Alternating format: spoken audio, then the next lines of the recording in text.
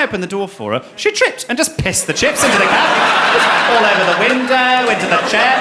And because she was so drunk, she just went, shh. It was like pushing them into the road. She's not right. She's not right. We've got now, as well, we've got a 24-hour Starbucks in Birmingham. Nobody asked for one. We've got one. The staff at 4 a.m, genetically closer to a moth.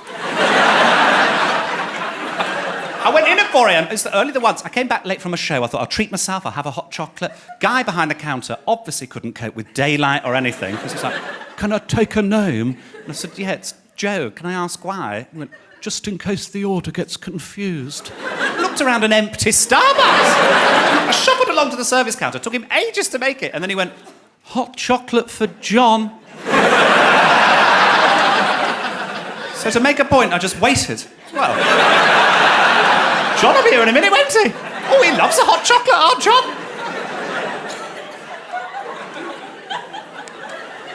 I suppose it's gentrification, isn't it? It's happening everywhere. I don't mind it really, because it's nice to have nice places to go out and whatever. I think my issue with it is that it jumped up at me, because I didn't go out for a while, because I was writing a sitcom about gay pirates. But I only got 2 lines of dialogue, which is one of the characters goes, where's the treasure? And then somebody else goes, you're a treasure. That's what I got. Something in it. Then I started going out, and there's all these jazzy bars now, all these sort of quirky places. There's a gin parlour in Birmingham now. I went into the gin parlour, I ordered a gin and tonic. I thought that was appropriate. Very quirky guy behind the bar, tattoos, piercings, beard. He was like, we have 200 different types of gin. Is there a type of gin that you've had before? I was like, yeah, I think it was Asda Price. I think it was. Didn't have it, so not that exclusive. Had a vodka Diet Coke in the end. And I got chatting to this guy who was very thin and very pallid. He looked like someone had dressed up a mini milk. He didn't look right. And he was chatting at me, mile a minute, for about half an hour. And then after about half an hour, he went, oh, I've lost my Coke. And I think because I was drinking a Diet Coke and I was a bit drunk, in the moment, I thought he meant Coca-Cola. So I was like, well, where'd you have it last? He's like, in the toilet. I was like, there's no flat surfaces in there. You must have left it on the floor or something. He's like, no, I've lost my Coke. I was like, well, I'll get you some Coke. Still thinking he meant Coca-Cola. He's like, what, do you know a dealer? I was like, don't see how that's relevant. I mean, I know an art dealer I could call in the morning, but that seems very off-topic. I was like, I'll get you some Coke. So I started walking to the bar and then realised on the way to the bar what he actually meant. I'm now on a drugs run for some stranger. How did this happen?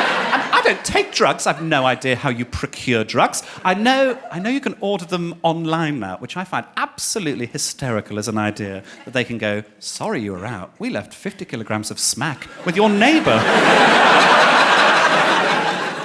Did my cocaine arrive? No, but Saj is really mowing that fucking lawn.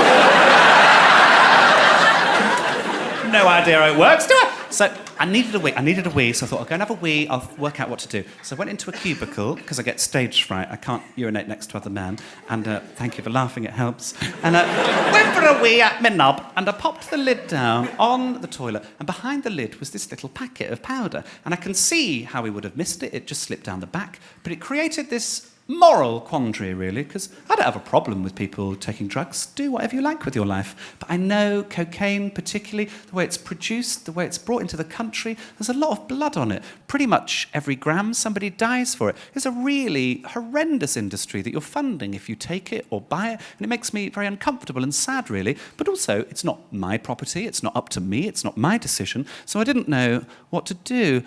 Anyway, I made £50. Little punchline for you there, you're welcome. Never so heavy. Oh, it's a bloody lecture now, it's a lecture. Do you know what, I was going to ask, I was talking there about not being able to use urinals. I've started to be able to do it. I was going to say I need some help, but that sounds really wrong. Basically, I went to the Glastonbury Festival for the first time last year, and the toilets there... I have a rule. If you're doing a poo on somebody else's poo, you've made a wrong decision in life. Let's reassess, let's think things through. So you just sort of have to get over yourself at Glastonbury. So about half the time now I can use a urinal, other half I still use a cubicle. But because I've never used a urinal before, I think I'm doing it wrong. So, by way of a cheer, who, when they're at a urinal, just gets the knob out? Okay. Who then does knob and balls? Right. I don't have any more options.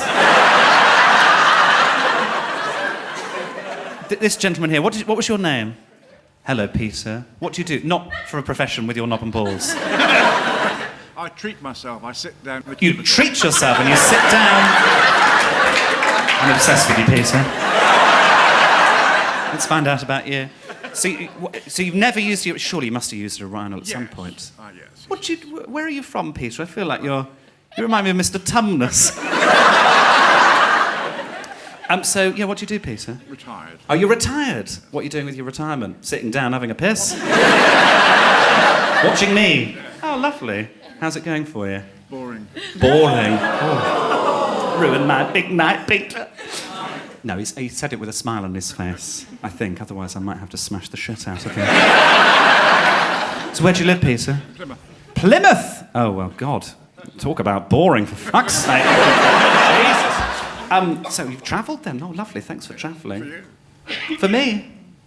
Oh, it's getting a bit sinister now. You're going to leave the wife in the Holiday Inn. Lovely. Okay, smashing, Peter. Well, have a lovely life. Bye-bye. So hang on. I do knob and balls. Is that weird? Yes. This gentleman here going, yes. What? One ball? How's that? Is that all right? What do you do? Sans balls. Sans balls. Oh. Bonjour. Sans balls. What a bellend. So just the tip, or do you unravel the whole thing? What are we talking? A fair bit comes out. A fair bit comes out. Is this your partner who's having an absolute breakdown next to you? A fair bit comes out. Oh, lovely, okay. Give me inches. No, actually, Peter's upset now. Peter's goes all the way down to the bottom and rattles round, I imagine. One day I might just do full trousers down. Fuck it, skin to the wind. Let's move off my knob. Yes, I want to talk now about my friend Claire. She is from Dudley. They have very thick accents in Dudley, you'll be familiar. She talks like that, like she's waiting to die. I love Claire, but she's a few condoms short of an orgy. She microwaves her clothes to dry them. She never cleans the microwave, so she always smells of baked beans. And coarse is the word for her. She's one of those friends you sort of feel like you have to apologise for her. You find it quite funny at the same time. We went to watch Mad Max at the IMAX. Brilliant film, recommend it. But midway through, there are these chastity belts. And she leant over to me very loudly in a very busy IMAX and she went, "Those chastity belts are shit." I said, "Well, why'd you say that?" And she went, "Well, as I always say, if you can get a poo out, you can get a knob in."